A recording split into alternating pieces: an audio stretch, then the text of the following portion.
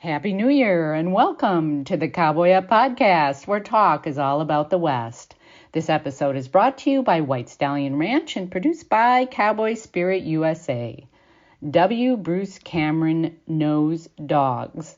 After all, he's written over 30 books about dogs, including the best-selling A Dog's Purpose. He chats with Russell and Allen about his career, favorite four-legged friends, and his new book, Love Clancy, The Diary of a Good Dog.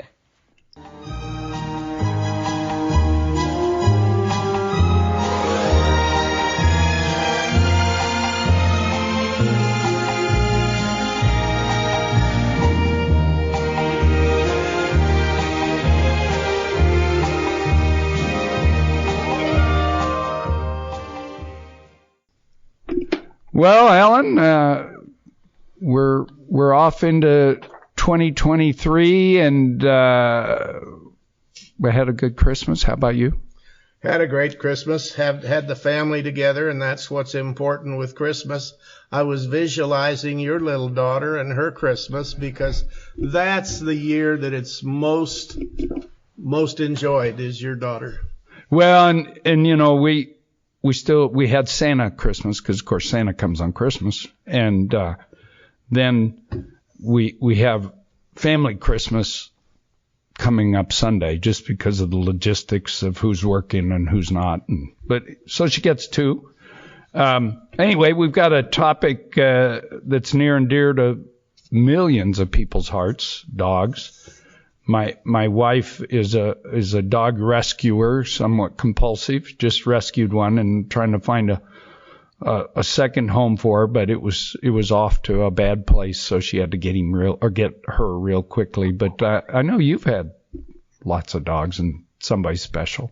Well, when on a ranch you always have dogs, and some of them, well, like any dog, some of them are better than others, and that's subjective as to what better means. But on a ranch, dog can find his home and what he's being called for and being used for, and so it's a good place for a dog to find their way through life. And so I've enjoyed some of our dogs. Yeah, All well, of them. you can tell, and Bruce, who's joining us today, will appreciate this as a dog guy. I'm a little twisted because my favorite dog is Airedales, and I've had Airedales almost my whole life. But our guest today is, and we're really honored to have best-selling author, screenwriter, speaker, W. Bruce Cameron. He's joining us from California, where I understand he's watching some big waves crash. Everybody nearly knows about his book series, A Dog's Purpose. That one was adapted into a film featuring Dennis Quaid. It ultimately became the most successful international live-action dog movie of all time. It was followed by A Dog's Way Home and A Dog's Journey. And, it's just an honor to have you here. At the end of last year, Bruce had 31 books published, most of them about dogs. His novels for younger readers have also won awards and are taught in classrooms everywhere. This week, the new adult novel released is called Clancy, Diary of a Good Dog, and it's been reviewed as Marley and Me combined with Tuesdays with Maury, and that's pretty high praise. Library Journal's starting review said it's funny, heartwarming, and touching. Bruce, thank you for being here. No, my pleasure. And I was listening to the list of movies: A Dog's Journey, A Dog's Way Home, A Dog's Purpose. I need more words. A Dog's Breakfast. Well, you haven't worn that one out, so that just says you picked a really good subject. Yeah, well, thanks for the introduction. It's great to be with you, and it's great to be talking to you today. It's a marvelous time of year. It's, some of the nation is crawling out from underneath continual snowstorms everywhere, and I'm fortunate enough it's not snowed on us yet here in Los Angeles, but that could change. Never snows in California, right? Yeah. Or southern. How did you get what got the writing about dogs program started? Yeah, I think what it is that I've always written about really obvious stuff. Like I'm just not clever enough to pick a unique subject. So my first book was called 8 Simple Rules for Dating My Teenage Daughter. It was about the fact that dads and teenage daughters don't get along very well. That seems pretty obvious to me. And then I wrote another one called How to Remodel a Man. That was about women wanting to change men. If you don't know that, then you'll find out soon enough. And so I just keep writing these things. I wrote A Dog's Purpose because you were talking about this at the top of the show. You have dogs. When you adopt a dog, you're going to have very, very many, many wonderful days, but you're going to have one really bad day. And A Dog's Purpose, about a dog that never really dies but keeps coming back to life, I think addresses that ache that we feel when we lose our furry best friends. And I talk about the love between a dog and a person in A Dog's Purpose. And then this Love Clancy, A Diary of a Good Dog, that's out. That one is my 34th published book. And as you said, most of them have been about dogs. So it's pretty obvious. People like dogs. I like dogs. I write about obvious stuff. Yeah. Well, what inspires you? Have you not mined that mine to a pretty deep hole? And tell me a little more about where you get a new inspiration about a dog. Yeah, well, that's like asking any author, where do you get the inspiration for what happens in your books? It's just life. It's just endless. Yes, dogs are very simple creatures, but what happens to them is as complicated as what's happening with their person. You were talking about dogs on a ranch, and you just sort of offhandedly said, of course, on a ranch, we have dogs. Well, there's a lot of places where having a dog is a real challenge. I adopted my puppy Tucker many years ago when I lived in a high-rise. And housebreaking a dog in a high-rise is a unique challenge. You have to have powers of perception and prediction far beyond what more normally is required of a dog owner. So, yeah, and you wind up standing in front of the elevator impatiently, and then you get a wet T-shirt. You realize you cut it too close. So there are as many things that can happen with dogs as can happen with people. And I've got my Puppy Tales, which is my children's book series for the middle readers in our lives. And everyone is about a puppy and the puppy coming to find its purpose. I've got a police dog. I've got a couple of just dogs that are just pets, but the people that they're the children that they are with in their lives, those children have complicated lives. So I'm just doing what any writer does. I just tell stories, but I make it from the point of view of a dog. But dogs are unique characters, so not all dogs are the same. Well, that's, Alan and I often talk about horses, obviously, because of our lives and backgrounds. And we also say that we think that there's two animals, domestic animals, that have that unique bond and interaction with humans, and that's horses and dogs. And of course, horses and dogs, and you've touched on it, they're so diverse, from a ridiculous little shaking chihuahua that is beloved by its parents and goes everywhere, to the wolfhound that is bigger than the wolf, and they all have so many different jobs and personalities. They're as unique and diverse as people, I think. I absolutely agree with that, and I don't know much about horses at all. I do know that I see a lot of dogs on airplanes now. I've never seen one person bring a horse, but I'm ready for that. Well, they had I think it was Southwest Airlines, of course. That's the bad name right now, but always was the good name.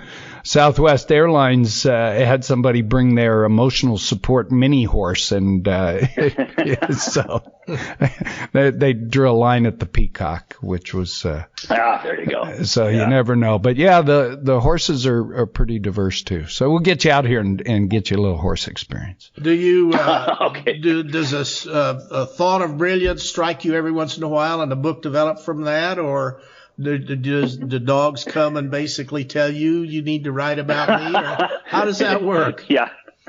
Yeah, certainly my dog Tucker, he doesn't communicate much. He's very interested in me as long as I've got chicken treats in my pocket. Otherwise, I'm just another human in this household, and that's how he regards me. I don't know why it is that so many stories come into my head at all hours, day and night. It's always been that way ever since I was a child. So becoming a fiction writer was kind of built into my DNA.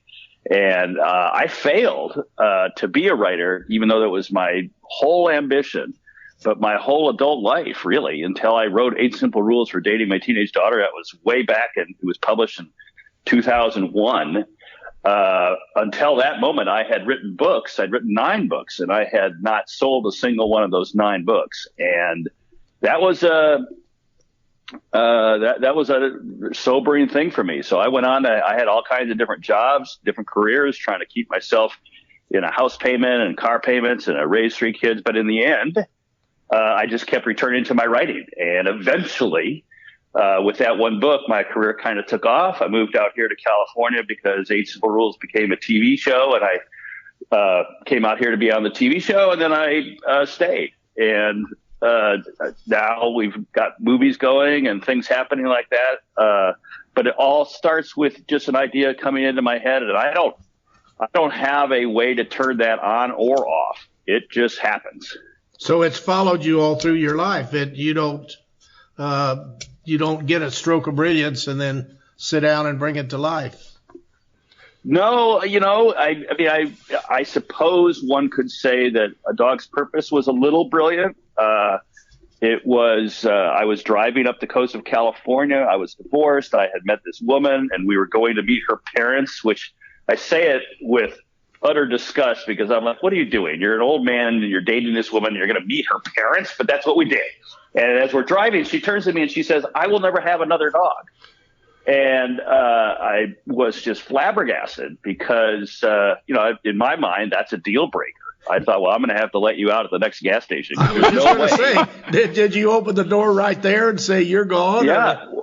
There's a law against pushing people out of a moving automobile in California. I don't know if you have it where you are, but so I couldn't think of what to do, and so I decided to tell her a story that would convince her that the same love that she felt from her dog who had just died, that same love was available to her in another dog if she just opened her heart. So I told her a story that I made up on the spot about a dog who reincarnates and remembers each life and eventually learns enough lessons through various lives to be able to find his way back to his original boy. And when I finished telling her the story, there were tears in her eyes. And she said, you have to write that as a book. And so that's how A Dog's Purpose came into being. It was born of the necessity to convince somebody that dogs enrich our lives. So she didn't get dropped off at a gas station then? No, you know what? I stuck with you. Matter of fact, we adopted Tucker, and she liked the story so much she married me. That's fantastic. Are you the trophy husband then for her? I love this story. Yeah, I'm eye candy. That's a great story. Yeah, it is.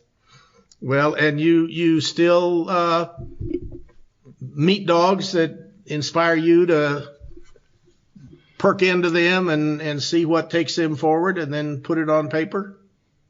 Yeah, I did a lot of research once I realized I was going to be writing dog books, not exclusively, but close to it. And eventually what I learned is that most of the stuff we tell each other about dogs, we learned from observing wolves. And most of the things we learned about wolves, we learned about watching wolves in captivity. Because as you know, it's really difficult to spend any time learning about wolves in the wild. They're elusive. They don't want to be around people. They change their behavior when they're around people.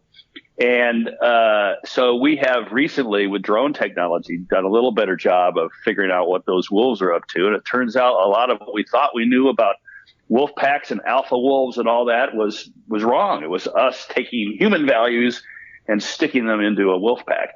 Well, the same thing's true with dogs. If you put away the books and go to the dog park and just sit and watch dogs interact at the dog park, and after a while, you realize, oh, the alpha dog is at one dog, and then it's a different dog. They have really complex social interactions that make absolutely no sense to people. Our paradigm is, you're the CEO, and that doesn't change day to day. You don't come in the next day and find out you're the receptionist.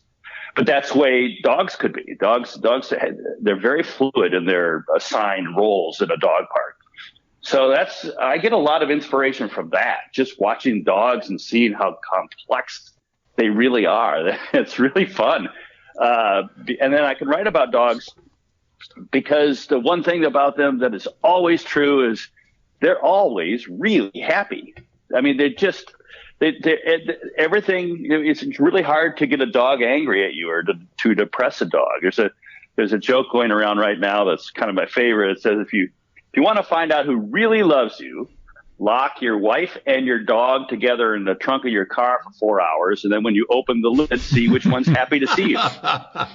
Well, and the old saying in Washington, D.C., right, is if you want a friend, buy a dog. And that's sadly true for probably all kinds of other reasons. But we're going to call a halt for a brief break, and then we'll be back for the second half. Sounds great. Thank you, gentlemen. And I don't know about some of you, dear friends who are listening, but this is already bringing back a number of memories. Very good ones. And, of course, sometimes that sad time when you had to put that good dog down because they just got too old and sick and you did the right thing. Remember those kinds of thoughts? Hi, this is Stan Houston. I am the co-producer along with my colleague Lynn for this fine radio program, and we're so grateful that it has another year and going well. The Cowboy Up podcast, and we're glad that you're a part of it. Now, we are a part of a network of people who we call the Cowboy Spirit USA, and we are here to help preserve many of the good cowboy ethics, traditions, legends, and stories of the West. And we are encouraging you to make year 23 a year in which you get involved. You see, what is true is we need more programs like the Cowboy Up podcast, and at What It Takes Radio, we'd like to see if perhaps you could be the one who has some ideas that would be just great for another Cowboy Up podcast type of program. So if perhaps you know a good idea, a good program idea, or some people who could put on that kind of a great performance show, we'd love to hear from you. So would you reach out to me? Just do this. Stan at witradio.net. Stan at witradio.net. And in 23, it might be the year for thee to be on the radio. And now back to more good dog stories.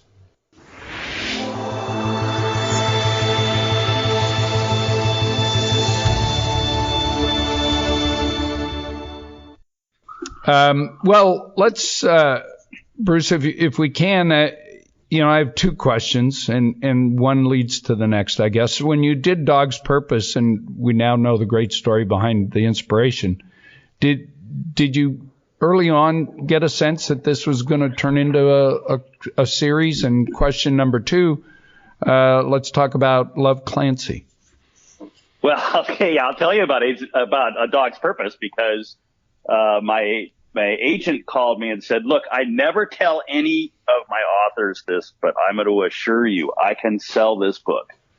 And then nobody wanted it for 2 years. It went to every publisher you could imagine. And they all just said, yeah, Dog's point of view, we don't think anybody wants to read that. And so finally he calls me and he says, well, we got a little bit of interest from a small publisher, small imprint at Macmillan.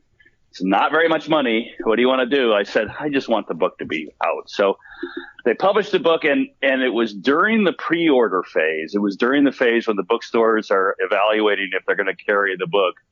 that they got some very aggressive orders from the people whose job it is to read books and decide if they're going to be in the store or not. To the point where my publisher gave me a contract to write another book without even having a proposal, which is very unusual. But so what happened was we started out thinking it was going to be great. Then we learned that nobody wanted it. Then we learned it was going to have a very tiny launch. Then it opened on the New York Times bestseller list. And then we sold it to DreamWorks as a movie. So, I mean, it was like this little book that could. It just, people just kept writing it off and it kept coming back. And now, of course, it's my biggest book, and it's been published all over the world. And of course, the movie was huge. The movie was gigantic in China back when that was considered a good thing. And so we're really pleased with the life of this book. But A Dog's Purpose started out kind of slow out of the box. And DreamWorks came to you, or did you or the publisher? No, the way it works is that you make the rounds. You go around and you drink a lot of bottled water and you make a pitch. They don't actually read the book. They may read the title, but they don't read out here. So you have to sort of tell the story. And fortunately, my writing partner, Catherine Michon, is she's an actress. So we came up with the narration, and then she could make them cry just by telling the story a certain way. So that really helped. They don't know much, but they know what they're feeling. Tell a good story. Yeah, that's it. You got it. That's exactly right. So how about Love Clancy? That's just out, right? Yes. So many people have told me that so many people have told me that A Dog's Purpose lets them see how dogs think, and that the same is true of most of my books. And I realized that I had never really deliberately written from the perspective of a dog who's trying to explain to people how dogs think. And I decided that the way to do that is to write a story about a very unusual dog because he's keeping a diary. And Clancy's a yellow Labrador. He's got a lot going on in his life. His person has a train wreck of a romantic life. He just, can't seem to meet the right woman. Clancy, however, has met the right dog. He's fallen completely in love with a dog named Phoebe. He says it's the most attractive dog he's ever smelled. And but Phoebe seems more interested in a Shar-Pei that she knows, and so this is very vexing for Clancy, who also wants to get rid of the cat. I mean, the first line of the book is, "Dear Diary, the cat is despicable." Clancy has no use for the cat. So all this is taking place in Kansas City. The suburbs of Kansas City. It's based in the Midwest, and it's just a book about the humans, the complicated humans in Clancy's life, and the complicated dogs in Clancy's life. And will they find love? Will it all come together in the end? Well, that's the point of the book. It's family fiction, and the point of the book is to take you on a fun and funny ride. It's probably the funniest book I've written since I stopped writing humor books, because it really goes into the mind of a dog. If I ever heard a good promo for a book, it came out of your mouth just in the last two paragraphs. That was just an amazing good promo, and you weren't even trying to be do a promo. Yeah, well, that's the thing. I read this a long time ago when I was a teenager. I was reading about what it's like to be an author, because it's what I wanted to do. And the author, I can't remember which one it was, but he said what he didn't realize was how much of his time would be spent not writing, but doing other stuff to promote the books. And Love Clancy is a tough one to pitch out, because it's not like I have a Dog's Courage is a story about a dog who's trapped in the Colorado Rockies during a huge forest fire and has to find his way back to his people. She has to find her way back to her people while there's predators that are displaced, and there's fire, and there's, then there's the inevitable mudslides when the hills get all their foliage burned off. I can pitch that out pretty easily. Love Clancy is more intriguing. It's about the human beings as much as it is about the dogs. So I don't really have an elevator pitch yet, but I'm going to listen to what you said, and then I'm going to listen to what I said and see if I can figure out a way to distill it. Well, you make it sound so enticing. I'm writing down right now books that I want to order that you've written. Well, you got 34 to choose from. Yeah, I'm excited. Right. Yeah. So, Bruce, I want to back up to 8 Simple Rules for Dating My Teenage Daughter. And you said you came out and were involved in the show. And tell us a little bit about that. Yeah, a TV show is a really complex organism. It is, first of all, especially back when streaming wasn't going.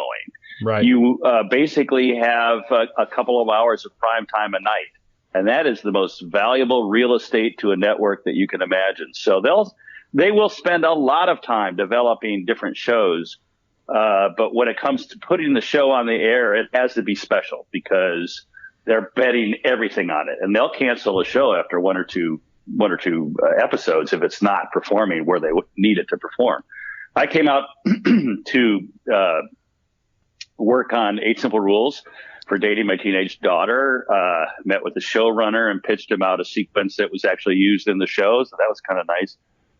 And then basically John Ritter just was one of the most welcoming, wonderful human beings. We lost a true friend when we lost John Ritter because you just can't imagine what a gentle soul he was. He read the audio version of the book, 8 Simple Rules for Dating My Teenage Daughter. He read that as a favor to me. He didn't get paid enough money to do that. He just realized that if he read it, it would be a big seller for me. So that was great. I mean, it was a great experience until we lost John. That was the sad part. Right. And then you filled in. Well, no, John was, it's funny. John and I were interviewed, a lot on the radio, and they would ask him, well, what's it like playing Bruce? And he'd say, he said, I love playing Bruce. I said, yeah, he does a better job of it than I do. Well, that's what's so neat, or one of the things that's so neat about your dogs is how you portray them. They're all very complicated, and they all have their own agenda, and you put it in such good terms that you can't not go along with it and enjoy it. Yeah, it's the first time I've ever loved Clancy. First time I've ever written a dog-on-dog love story where Clancy is in love with Phoebe.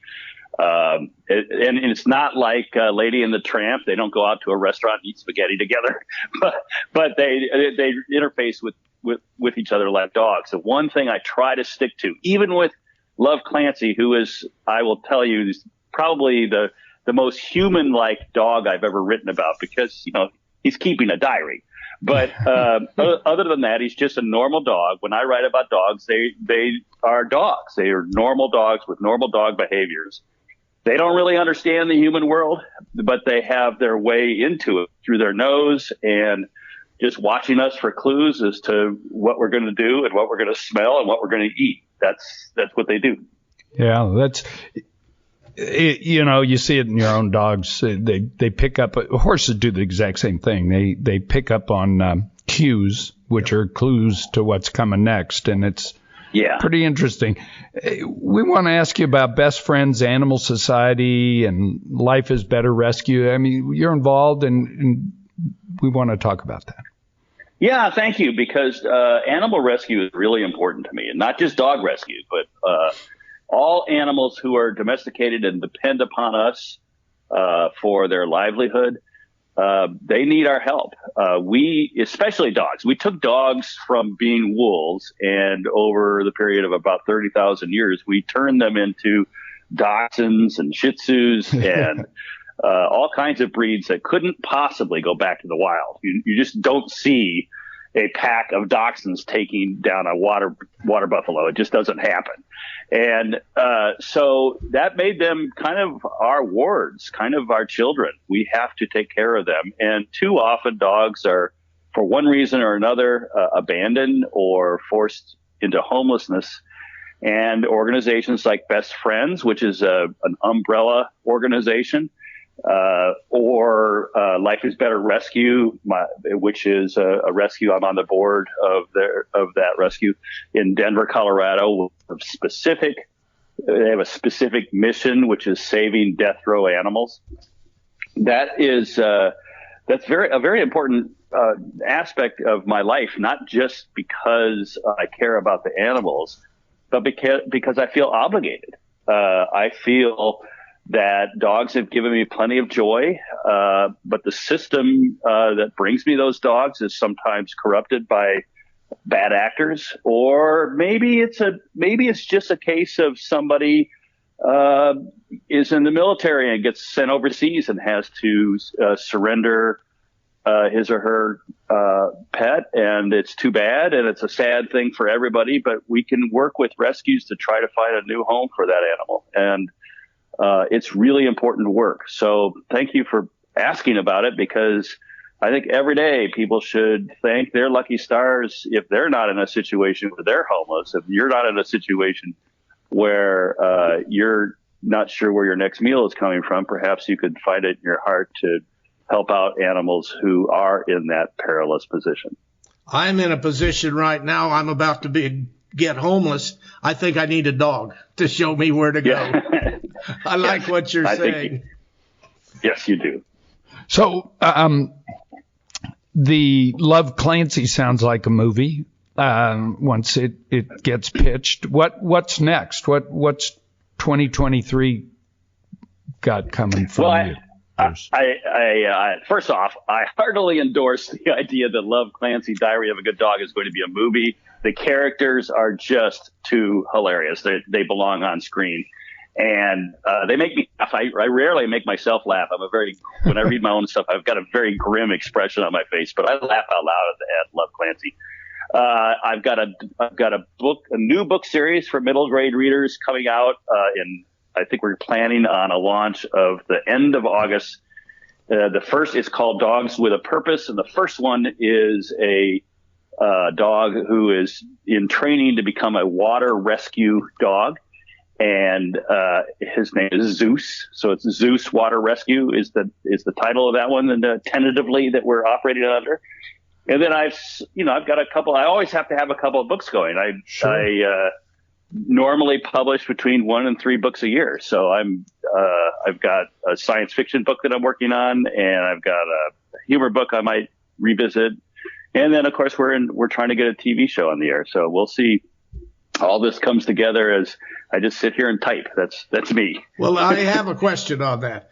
If you see you're getting behind your schedule, do you work harder or allocate more hours, or how do you catch up? How do you stay on a schedule to deliver the product that you want?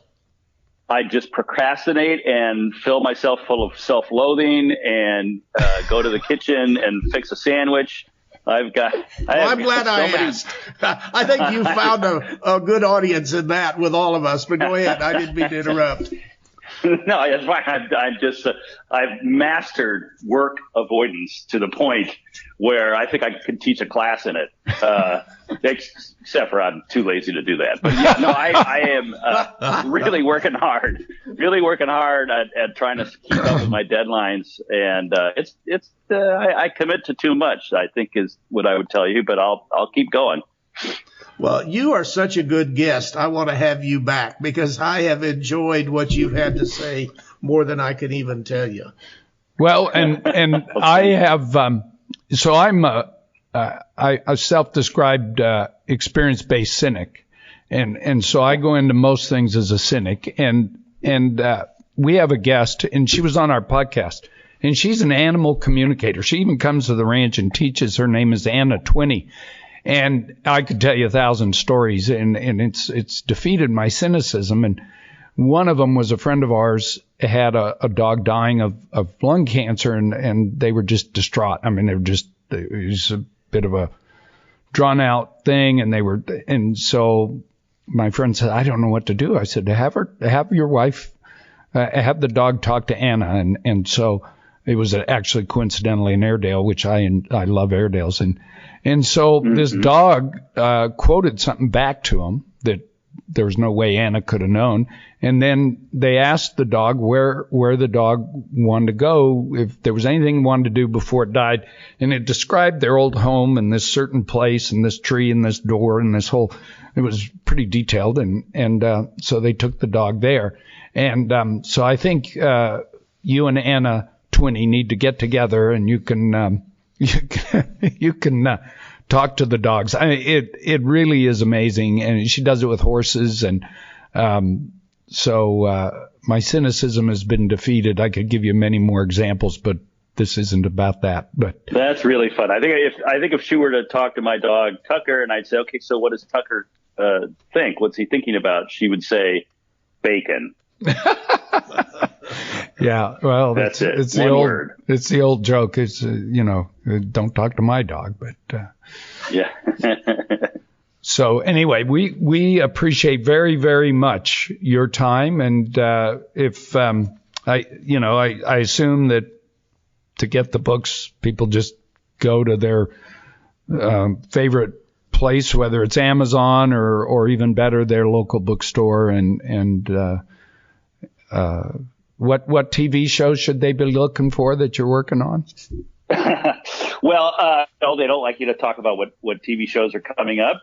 They want to keep it top secret. Oh, okay. So well, we'll keep that. We'll just whet their appetite. But they absolutely any bookstore go if you've never read any book of mine, start with A Dog's Purpose. I think you'll find that that's the one. If there's a reason why that's my biggest bestseller. There are 3 books in the series: A Dog's Purpose, A Dog's Journey, and A Dog's Promise. The other series is A Dog's Way Home and A Dog's Courage. Some of those books I just named have been made into movies. Any store will have them or be able to get them, and certainly online you can find. Of my 34 books, I think there are 31 of them are still in print. So wow, yeah. Anybody who wants to read me, I invite them to do so. They can find me on the web at wbrucecameron.com. I'm all over Facebook as well. Just, and I communicate. So if you're interested, join the conversation. Yeah. And I went to your website and it was terrific. And so we just want to be sure everybody knows wbrucecameron.com, all just spelled as you'd expect, put together, wbrucecameron.com. Bruce, it's just been a complete treat to have you on as a guest today. Well, thank you. So I mean it from my heart. Well, thank you so much. This has been a lot of fun. Thank you for the invitation. I always enjoy talking about books and talking about dogs. And we'll see you at the Tucson Book Festival. Is that true? Are you one of the celebrity authors coming in March? I've been invited to go to Tucson, yeah. So that is the plan. So maybe we'll see you there. I'll look forward. That'd be fun. Okay. All right. Thank you so much. Thank you. Bye-bye. All right. Bye-bye.